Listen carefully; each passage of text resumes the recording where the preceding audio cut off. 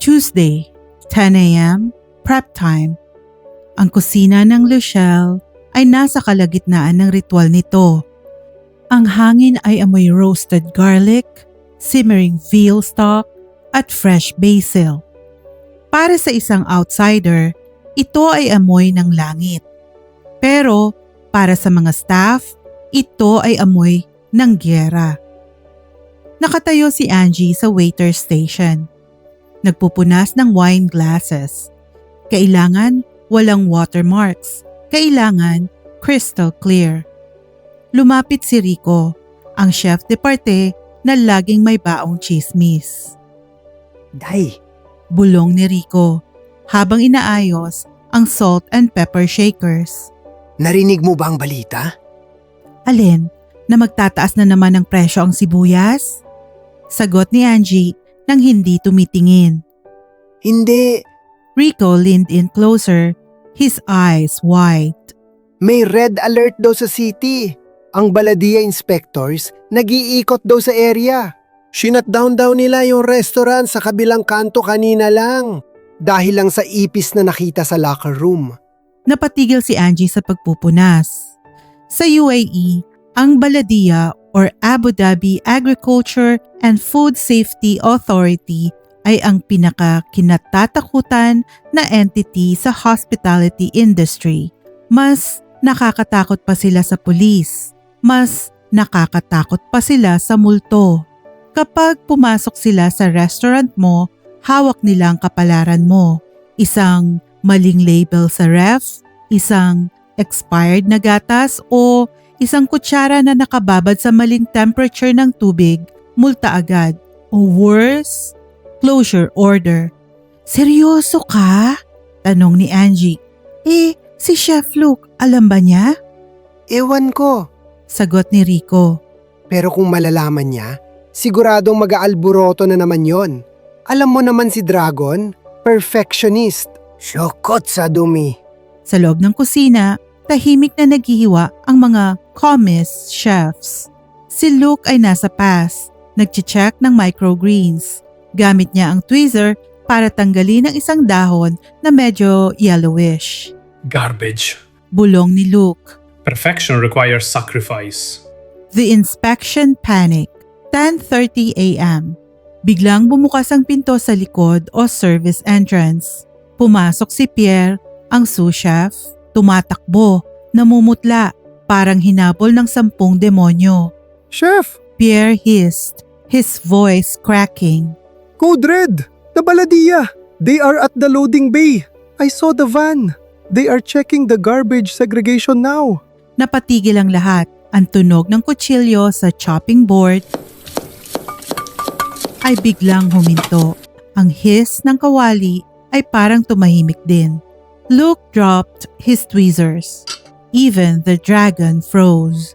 The municipality, now, Luke whispered, horror dawning on his face. during prep, why do they always come when I am making hollandaise? The emulsion is unstable. He looked around his kitchen. Usually, it was spotless, but during prep, it was naturally messy. Balat ng sibuyas sa mesa, sauce na tumalsik sa stove. Merde. Luke roared, clapping his hands loudly. Everyone, action. This is not a drill. Code Red, move, move. Nagkagulo ang kusina. Parang binulabog na langgam. Check dates. Sigaw ni Luke, pointing at the refrigerators. If anything is expired, eat it or throw it. Do not let them find it. Label everything. Date stickers on every container. Rico! Tawag ni Luke. Where is your adobo? I know you have adobo somewhere. Oh, hi Chef! Gulat na sagot ni Rico.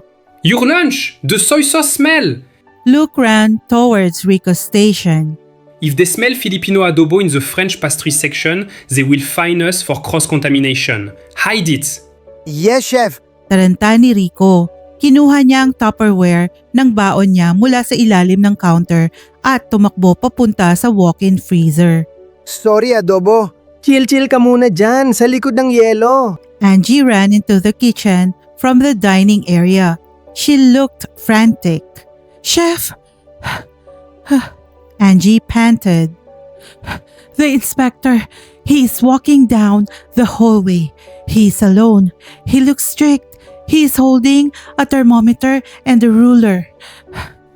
A ruler? Luke gasped, wiping sweat from his forehead. He's going to measure the distance between the onions and the potatoes.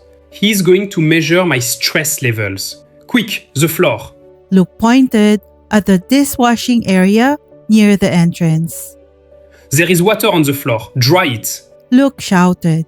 If he sees a wet floor without a sign, it is a safety violation. Where are the cleaners? Break time, chef. They are praying. Merde! Dahil walang choice, si Luke mismo, ang executive chef, ang may bituin sa balikat, ang kumuha ng mop. With aggressive force, he mopped the wet spot like his life depended on it. I am a Michelin chef, and I am cleaning floors. Luke grumbled while mopping furiously. My mother would be ashamed. Angie, Luke barked without looking up. get the wet floor sign from the closet. Hurry, before he walks in. If he slips, we go to jail. On it! Tumakbo si Angie papunta sa janitorial closet sa dulo ng kusina. Kinuha niya ang yellow na caution wet floor standee. Tumakbo siya pabalik. Chef, coming!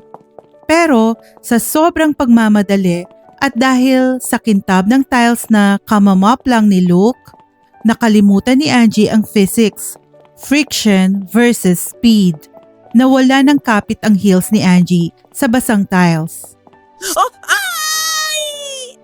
Sigaw ni Angie. Ang mundo ni Angie ay bumagal. Naramdaman niya ang pag-aangat ng paa niya sa ere. Nakita niya ang ceiling lights. Alam niyang babagsak siya at alam niyang masakit ang tiles. Inisip na niya kung covered ba ng insurance ang bali sa likod o kung paano siya uuwi ng Pilipinas na naka-wheelchair. Napapikit siya. Patay, my world! Pero hindi siya tumama sa sahig. The catch. May humablot sa bewang niya. Isang braso na matigas at matibay. Bumagsak si Angie pero hindi sa tiles. Bumagsak siya sa dibdib ng isang tao. Oh, whoa! I got you! Dumilat si Angie. Ang una niyang naamoy ay clean cotton. Yung amoy ng bagong labang chef's jacket, sandalwood, yung pabango niya, at mint, yung hininga niya. Ang bango. Sobrang bango. Na parang gusto mong ibaon ang mukha mo doon. Ang una niyang nakita ay ang asul na mata ni Chef Luke. Luke had caught her mid-fall. He had dropped the mop and lunged forward. One arm was wrapped tightly around her waist, holding her up securely. Her hands were clutching the front of his pristine white jacket for dear life, crumpled the fabric in her fist. They were frozen in a classic deep pose, like ballroom dancers in the middle of a chaotic kitchen. Time stopped. Nawala ang ingay ng kusina. Nawala ang takot sa baladiya. Nawala si Rico na sumisilip sa gilid habang hawak ang whisk. Angie stared at Luke, up close. He was devastating. She saw the tiny scar on his chin. She felt the heat of his body radiating through his uniform. She felt the muscles in his arm flexing to hold her weight. Ang gwapo niya. The thought invaded Angie's brain without permission. At ang lakas niya. Luke stared back. He looked shocked. He felt her weight in his arms. She was lighter than he expected. He felt her hands gripping his chest. He smelled her shampoo, vanilla and coconut. It was sweet, warm, typical Pinoy shampoo smell, but on her, it smelled like home. For a few seconds, neither of them moved.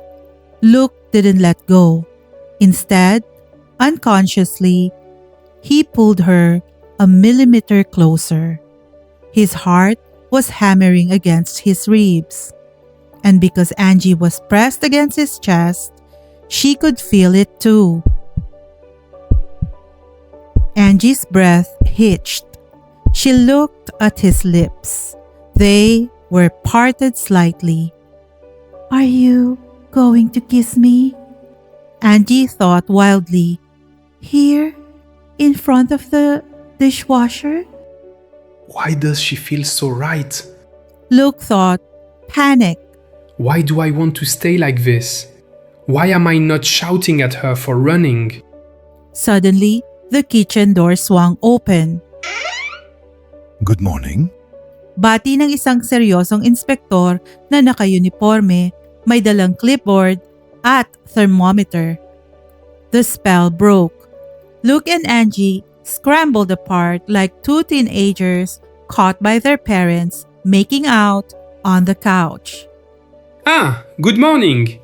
Luke explained, his voice slightly higher than usual.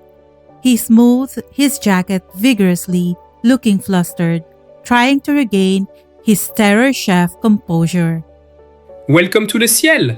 We were just practicing safety drills, catching falling objects, very important safety protocol, gravity checks.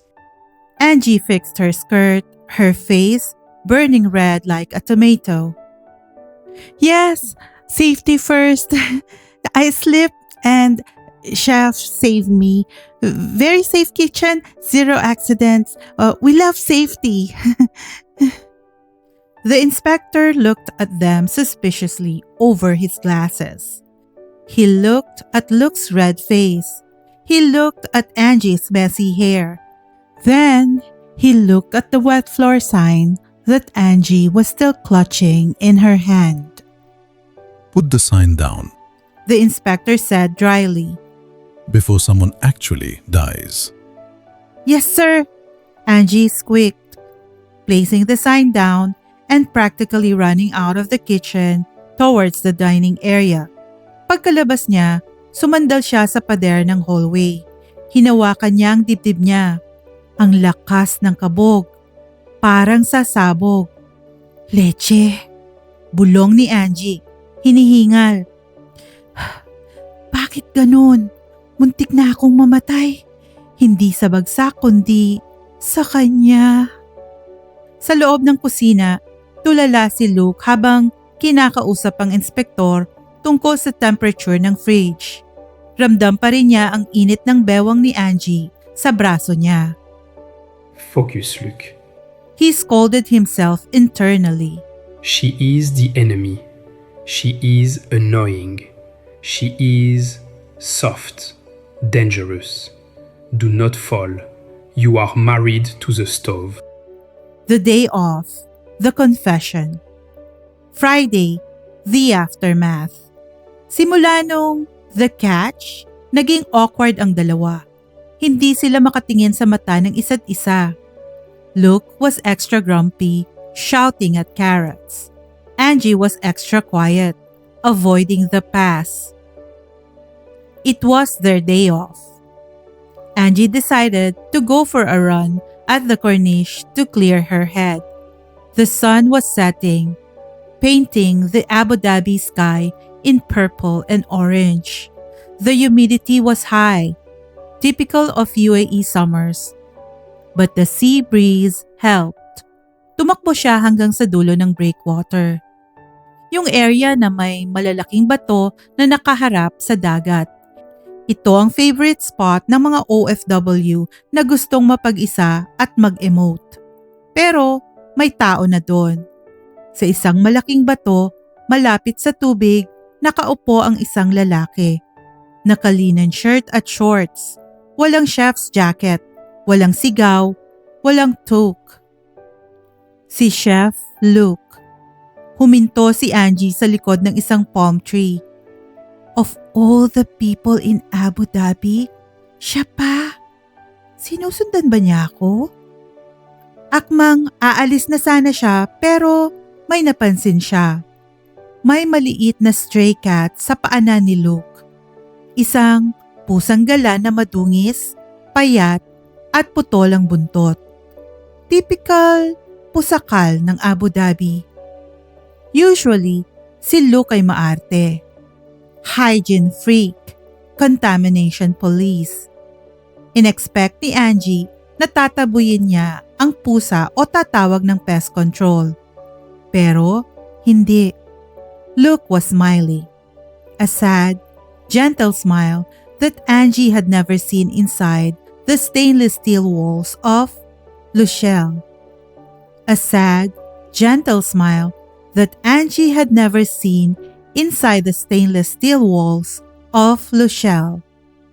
He opened a small paper bag. He took out slices of prosciutto or an Italian cured ham, expensive meat that probably cost 50 dirhams per slice. Mange petit. Luke whispered to the cat. Angie, hiding behind the tree, listened. You are hungry? You are alone here? Luke asked the cat softly. Like me? He fed the cat by hand. He stroked its dirty fur without caring about germs. Do not worry. Luke continued, talking to the cat like it was an old friend. I am not scary. They think I am a dragon inside there. That out here, I am just Luke. Napabuntong hininga si Luke at tumingin sa dagat. She left me, you know. Luke confessed to the cat. Isabelle. She said I was boring, but I loved the stove more than her. Maybe she was right. But it is lonely, Petit. Success is lonely. Angie felt a lump in her throat. Narinig niya ang lahat. Nakita niya ang lungkot sa mga balikat ni Luke. The arrogance was gone. All she saw was a lonely man seeking connection, even just with a stray animal. A man who thought he was unlovable because of his dedication to his craft.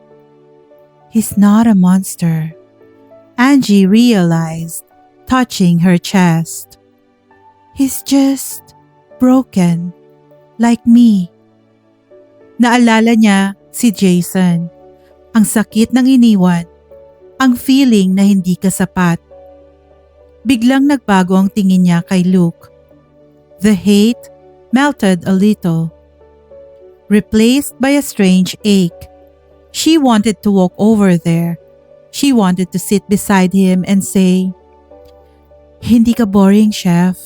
You are passionate." But she didn't intrude. It felt too private. It felt like walking in on someone praying. Tumalikod si Angie at dahan-dahang umalis, bit-bit ang sekreto ng malungkot na monster. Kinabukasan, balik sa kusina. Pumasok si Angie, ready na sa gyera. Nakita niya si Luke sa pass. Sumisigaw na naman sa supplier ng itlog. These eggs are too small. Are these from chickens or pigeons? Take them back! Napangiti si Angie ng mapait. Ayan na siya.